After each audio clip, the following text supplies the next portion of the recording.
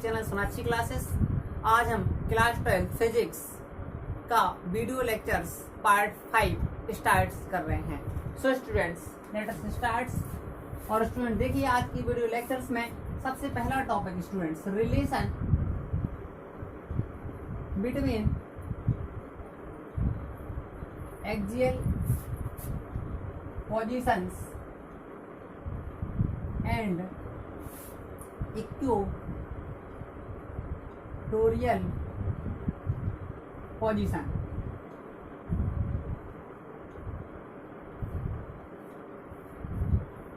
तो स्टूडेंट जो रिलेशन आपको पढ़ना है, जो रिलेशन पढ़ना है वो एक्सियल पोजीशन और इक्वेटोरियल पोजीशन, यानी कि अच्छी स्थिति और अच्छी स्थिति में तीव्रताओं के बीच क्या संबंध होता है।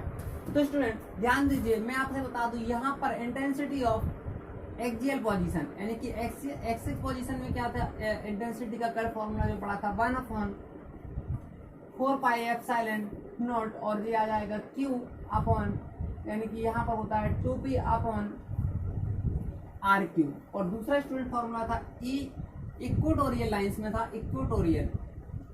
तो स्टूडेंट E आपका इंटेंसिटी का फॉर्मूला बना था 1/4 पाई एप्सिलॉन नॉट और साथ में था यहाँ पर P upon RQ।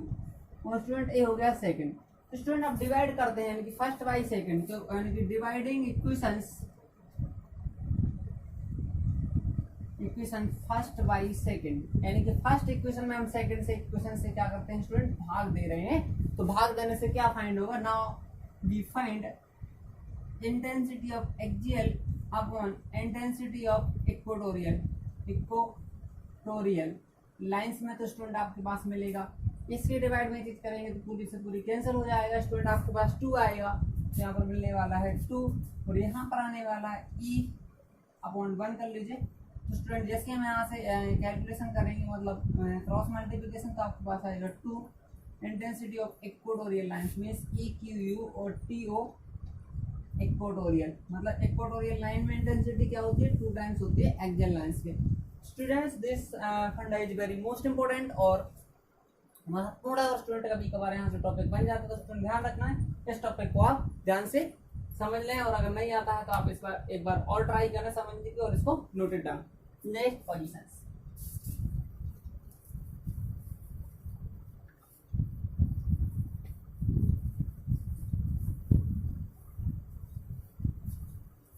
Student next positions यानी कि नेक्स्ट टॉपिक, विद्युत विभव के कारण किसी बिंदु पर विद्युत क्षेत्र की तीव्रता क्या होती है स्टूडेंट, यानी कि हम कह सकते हैं intensity of electric field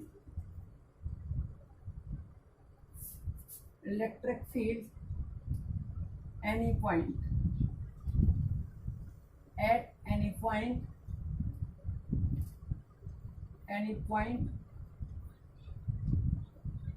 due to an electric dipole। तो स्टूडेंट ध्यान रखना कि हमें इंटेंसिटी ऑफ इलेक्ट्रिक फील्ड की निकालना है। वो आपका किसी पॉइंट पर हम इंटेंसिटी कैसे फाइंड करते हैं, आपका किसके कारण, एक विद्युत द्विध्रुव के कारण। तो स्टूडेंट ध्यान रखिएगा कि मेरे पास सपोज करता हूं कि एक आपका इलेक्ट्रिक डाइपोल हो जाता है इस टाइप से। तो स्टूडेंट ए रहा मेरे पास कोई इलेक्ट्रिक डाइपोल और मैंने कहा इस पर -Q चार्ज, इस पर +Q चार्ज। नेक्स्ट इसके बिटवीन स्टूडेंट अगर मैं बात करता हूं तो स्टूडेंट यहाँ पर P है, तो P की डायरेक्शन कुछ इस टाइप से। अब स्टूडेंट्स इसकी अगर हम बात करें यहाँ से थीटा एंगल पर, इस पॉइंट पर, यानी कि यहाँ पर एक कोई पॉइंट P रखते हैं जहां पर हमें क्या करना है, इलेक्ट्रिक फील्ड इंटेंसिटी बताना है। तो स्टूडेंट्स यहाँ से मैं इसको इस पॉइंट को मिलाने की कोशिश करूंगा और इस पॉइंट को मैं फिक्स पॉइंट कुछ कह देता हूँ, मैंने कहा O पॉइंट से। तो स्टूडेंट इस O पॉइंट से क्या होगा कि इसकी डिस्टेंस L होगी और इसकी डिस्टेंस आल्सो डिस्टेंस क्या होगी स्टूडेंट्स, L होगी। अब आपको समझने की कोशिश करना है स्टूडेंट्स कि यहाँ से मैं आपका एक अगर डाइपोल बनाना चाहूँ तो ये आपका एक डाइपोल की तरह बिहेवियर करने लग गया है इस टाइप से। और स्टूडेंट्स इस टाइप परपेंडिकुलर अगर हम डाइपोल बनाने की कोशिश करें तो इस टाइप से डाइपोल बन जाएगा इस टाइप से। तो स्टूडेंट्स अगर एक कल को थीटा एंगल बना है तो स्टूडेंट ए वाला हो जाएगा आपका जो कंपोनेंट है इलेक्ट्रिक डाइपोल का, यानी कि P cos थीटा, और स्टूडेंट जी वाला हो जाएगा हमारा P sin थीटा। तो स्टूडेंट ध्यान रखना है कि इस पॉइंट P पर हम इंटेंसिटी निकालेंगे, तो इस डाइपोल यानी कि इस P cos थीटा के डाइपोल से इंटेंसिटी जो होने वाली स्टूडेंट मैं इसको E1 कहूंगा, तो जो आपका इंटेंसिटी कुछ इस टाइप से होगी, यानी इसको E1 नाम देंगे। और स्टूडेंट इससे रीजन से जो इंटेंसिटी होगी वो कुछ इस टाइप से होगी, दैट मीन्स हमने कहा स्टूडेंट E2 यानी कि E2 हो जाएगा। तो इसका रिजल्टेंट जो होने वाला स्टूडेंट वो हो जाएगा आपका E, यानी कि E इसका क्या हो जाएगा स्टूडेंट मेन इंटेंसिटी हो जाएगा। और स्टूडेंट जो इंटेंसिटी है आपका जो एंगल बना रहा है 5, यानी कि हम इससे कह दें कि रिजल्टेंट से यानी कि E1 से कितना एंगल बना रहा है, दैट मीन्स 5। तो डायरेक्शन होगी electric field direction, electric field. तो स्टूडेंट सबसे पहले हम बात करते हैं कि यहाँ पर यानी कि जो आपका P cos थीटा वाले द्विध्रुव के कारण पॉइंट P पर इलेक्ट्रिक फील्ड इंटेंसिटी यानी इलेक्ट्रिक फील्ड इंटेंसिटी, तो इलेक्ट्रिक फील्ड इंटेंसिटी जो होगा स्टूडेंट वो E1 होगा। तो E1 इक्वल टू क्या होगा 1/4 पाई एप्सिलॉन नॉट, यहाँ पर क्या होता है स्टूडेंट एक्सियल में 2P cos थीटा, सो 2P cos थीटा और अपॉन डिस्टेंस स्टूडेंट अपने पास कितनी है r स्क्वायर, यानी कि डिस्टेंस स्टूडेंट हमने यहाँ से यहाँ तक की डिस्टेंस ली है वो r ले ली। स्टूडेंट ध्यान रखना कितनी डिस्टेंस है r डिस्टेंस, तो ये वैल्यू है। अब लिखेंगे हम P sin थीटा वाले द्विध्रुव के कारण पॉइंट P पर इलेक्ट्रिक फील्ड इंटेंसिटी। तो स्टूडेंट जे इंटेंसिटी जो होगी वो E2 होगी, तो E2 इक्वल टू यहाँ पर हो जाएगा 1/4 पाई एप्सिलॉन नॉट, और यहाँ पर स्टूडेंट हो जाएगा P sin theta upon r cube. तो स्टूडेंट वेक्टर क्वांटिटी होती है, तो हम यहाँ पर वेक्टर लगा सकते हैं। तो स्टूडेंट ध्यान रखना है कि यहाँ पर ए परपेंडिकुलर तो पॉइंट P पर परिणामी तीव्रता, स्टूडेंट परिणामी तीव्रता जो होने वाली है वो आपकी E equal to under root हो जाएगा E1 square plus E2 square, तो इक्वल टू स्टूडेंट लगाएंगे फिर अंडर रूट हो जाएगा। तो अंडर रूट स्टूडेंट ध्यान रखना कि इसकी वैल्यू जैसे हम रखेंगे तो इसका स्क्वायर हो जाएगा, यानी E1 की वैल्यू जो होगी हमारी इसका स्क्वायर होगा एंड E2 का स्क्वायर होगा। तो E1 की जो वैल्यू होगी स्टूडेंट यहाँ पर 1/4 पाई एप्सिलॉन नॉट और जाएगा 2P cos theta upon r cube का होल स्क्वायर हो जाएगा प्लस 1/4 पाई एप्सिलॉन नॉट और P sin theta upon r cube का होल स्क्वायर। तो स्टूडेंट जैसे ही हम इसको और सॉल्व करने की कोशिश करते हैं तो आपके पास 1/4 पाई एप्सिलॉन तो आ जाएगा कॉमन, तो ये बचेगा 1/4 पाई और ये आएगा एप्सिलॉन, और यहाँ से स्टूडेंट जब स्क्वायर करेंगे तो P स्क्वायर यानी कि P और बाहर आ जाएगा, तो यहाँ से आ जाएगा आपका P बाहर, और स्टूडेंट यहाँ पर r क्यूब है तो यानी कि r क्यूब भी बाहर आएगा, तो रूट के अंदर बचेगा स्टूडेंट यहाँ से 4 cos स्क्वायर थीटा आएगा प्लस यहाँ से बचेगा साइन स्क्वायर थीटा, और इसको सॉल्व करेंगे स्टूडेंट तो 1 आएगा 4 पाई एप्सिलॉन नॉट और साथ में बचेगा P अपॉन r क्यूब, और यहाँ पर क्या करते हैं कि स्टूडेंट जो हमारे पास 4 cos स्क्वायर थीटा है तो इसमें से हम 1 cos स्क्वायर थीटा को अलग करना चाहेंगे, 3 cos स्क्वायर थीटा प्लस हो जाएगा cos स्क्वायर थीटा प्लस हो जाएगा साइन स्क्वायर थीटा। तो स्टूडेंट आपको मालूम है कि 1/4 पाई एप्सिलॉन नॉट और ये हो जाएगा P upon r cube under root में हो जाएगा यहाँ पर स्टूडेंट ये आपका बनेगा 3 cos स्क्वायर थीटा और बचेगा तो स्टूडेंट आएगा 3 cos स्क्वायर और ये हो जाएगा स्टूडेंट थीटा प्लस ई वाला स्टूडेंट बन जाएगा 1।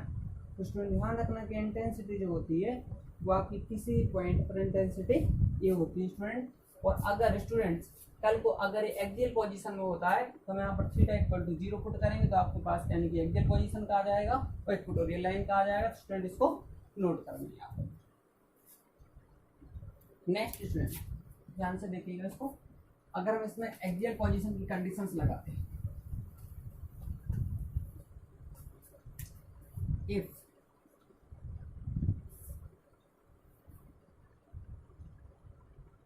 Axial position. स्टूडेंट अगर एक्सियल पोजीशन में होगा तो थीटा जो होगा हमारा 0 हो जाएगा। तो थीटा 0 होगा, देन इंटेंसिटी जो एक्सियल पोजीशन में स्टूडेंट होगी वो हमारे पास आ जाएगी 1/4 पाई एप्सिलॉन नॉट।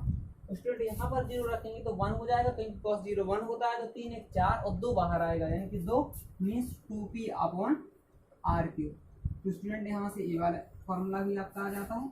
और दूसरा केस स्टूडेंट अगर लगाना चाहें इफ इक्वेटोरियल लाइन में, इक्वेटोरियल लाइन में स्टूडेंट अगर हम बात करते हैं इक्वेटोरियल लाइन पोजीशन, इस पोजीशन में होगा क्या स्टूडेंट कि थीटा जो है वो आपका 90 का काम करेगा।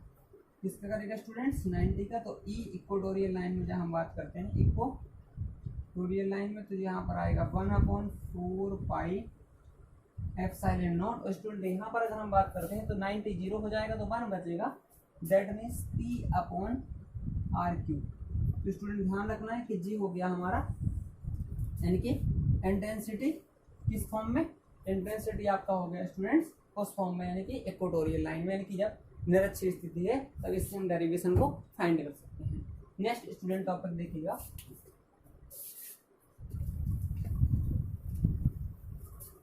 अगर स्टूडेंट हम यहाँ पर बात करें यानी कि जो डायरेक्शन है, यानी कि परिणामी विद्युत क्षेत्र, परिणामी विद्युत क्षेत्र यानी ई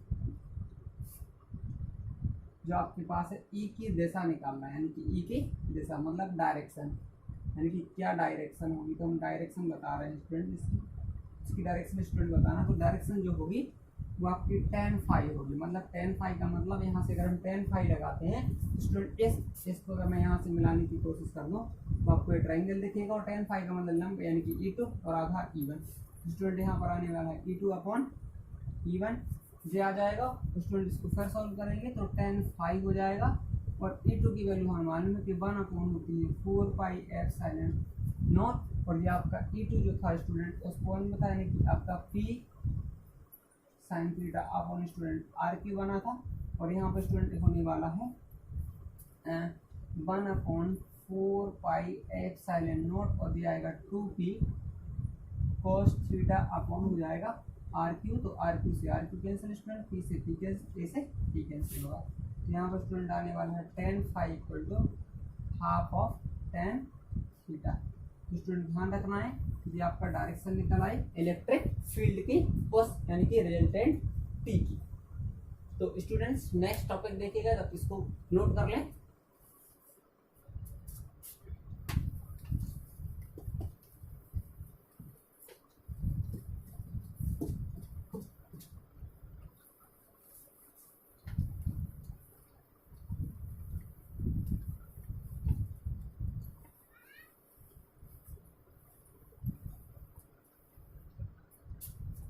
स्टूडेंट्स नेक्स्ट टॉपिक है एक समान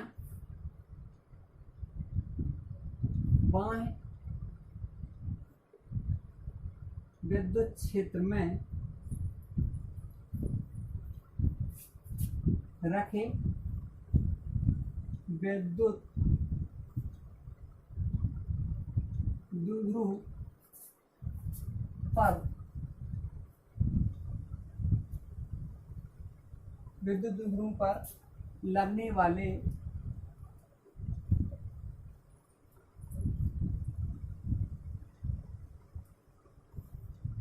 बलयुग्म का आघूर्ण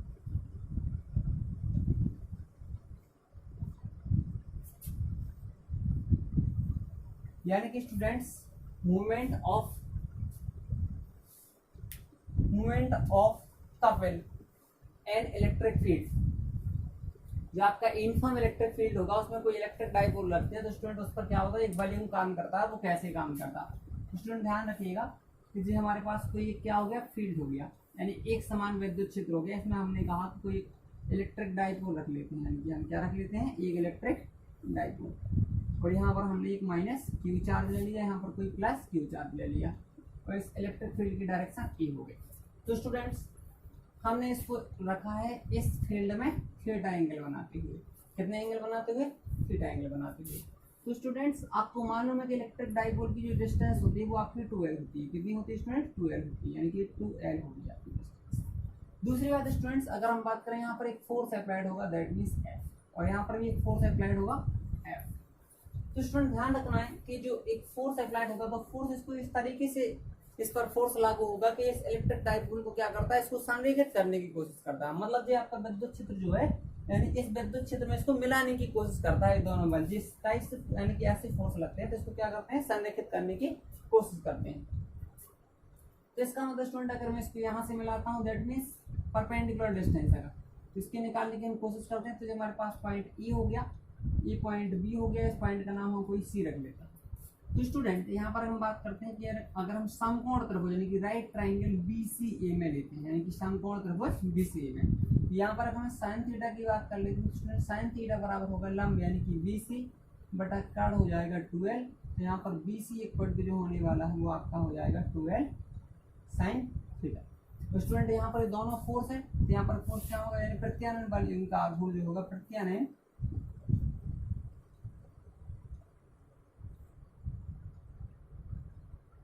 बल युग का जो आघूर्ण होगा, यानी कि टॉर्क ऑफ रिस्टोरिंग फोर्स का जो होगा स्टूडेंट्स, वो हमारा टू से रिप्रेजेंट होता है। तो टाउ इक्वल टू होता है फोर्स इनटू लंबवत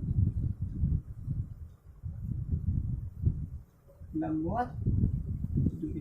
स्टूडेंट यहाँ पर टाउ इक्वल टू हो जाता है एफ की वैल्यू होती है क्यू इंटू ई, यहाँ पर चार्ज क्यू है, और यू हो जाएगा लंबवत दूरी स्टूडेंट आपके पास है 2L साइन थीटा, यानी that means BC।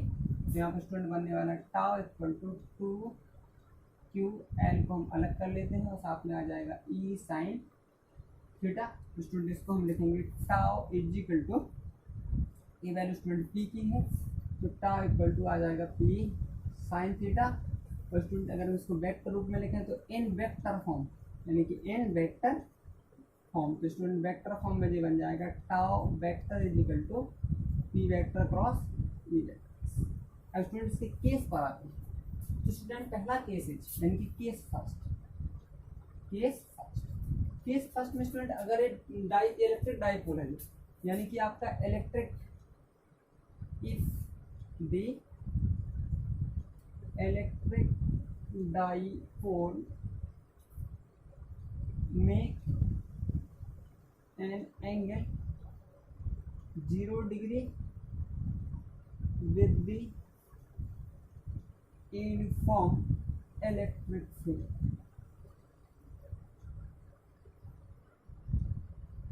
Uniform electric field.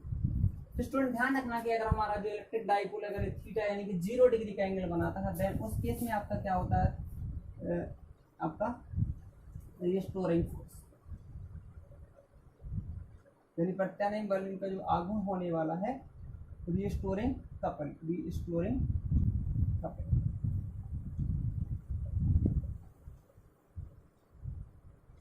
तो स्टूडेंट जो आपका रिस्टोरिंग कपल ऑफ फोर्स, यानी कि बलयुग्म का जो प्रत्यानयन बल युग्म होगा, restoring movement of restoring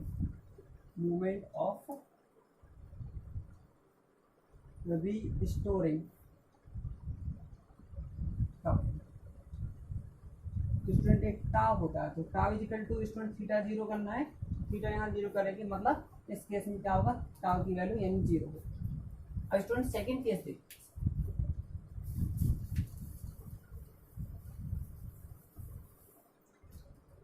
second case student case number 2, और केस 2 होगा स्टूडेंट्स कि if the electric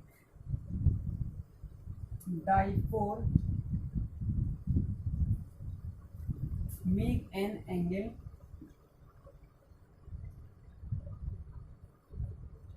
90 degree with the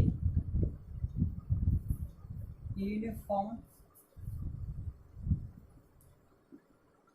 electric field। अब इस केस में क्या होगा स्टूडेंट, मोमेंट ऑफ रीस्टोरिंग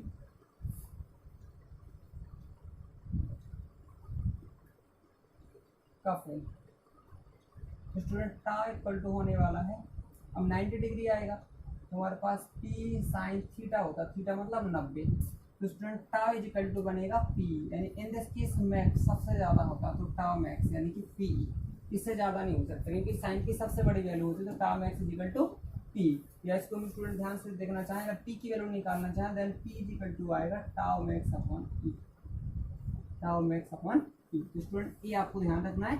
और ये चैप्टर ये वाला फर्स्ट यानी कि फर्स्ट चैप्टर कंप्लीट हो जाता है स्टूडेंट। इसके सम न्यूमेरिकल्स देखते हैं कुछ इसके बाद।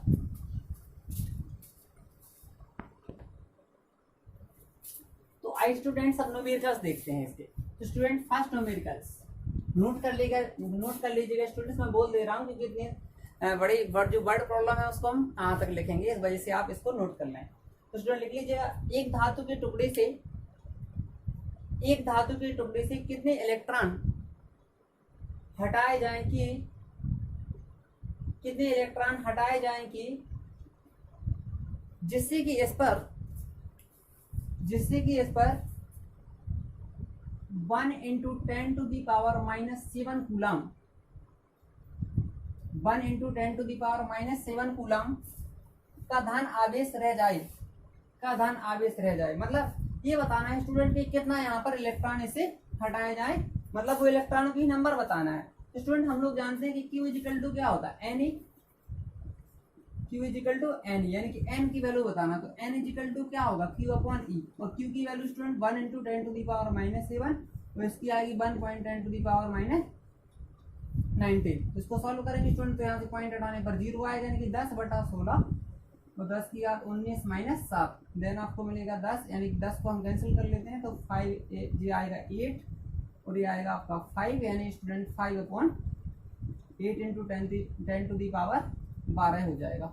इसको सॉल्व करेंगे तो 0 6 आएगा स्टूडेंट, और इसके बाद आ जाएगा आपका 2 और 5 × 10⁻12, तो इसको लिख देंगे स्टैंडर्ड फॉर्म में, तो 6.25 × 10⁻, ये आएगा स्टूडेंट्स यानी कितने इलेक्ट्रॉन्स हो जाएंगे।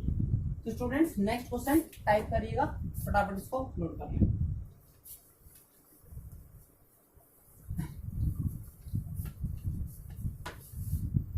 हाँ स्टूडेंट्स, नेक्स्ट क्वेश्चन है आपके पास कि अगर कोई आवेशित चालक में 4000 इलेक्ट्रॉन बाहुल्य में है, कितने इलेक्ट्रॉन स्टूडेंट, 4000 इलेक्ट्रॉन उसमें ज्यादा है, यानी कि 4000 इलेक्ट्रॉन उसमें क्या है, ज्यादा है, और चालक में उपस्थित कुल आवेश, यानी स्टूडेंट चालक में कुल कितना आवेश है वो हमें बताना, और उसकी प्रकृति ही बताना है कि उसकी प्रकृति कैसी है। तो स्टूडेंट ध्यान दीजिएगा, उसके पास 4000 इलेक्ट्रॉन ज्यादा है। अगर उसके पास स्टूडेंट 4000 इलेक्ट्रॉन ज्यादा है, इसका मतलब उसने इलेक्ट्रॉन लिए है, मतलब ग्रहण किए। अगर ग्रहण किए तो स्टूडेंट उस पर कौन सा चार्ज होगा, पॉजिटिव कि नेगेटिव, स्टूडेंट उसके पास नेगेटिव चार्ज होगा। तो सबसे पहले हम चार्ज निकालते हैं, चार्ज यानी कि charge Q is equal to N ही होता है स्टूडेंट।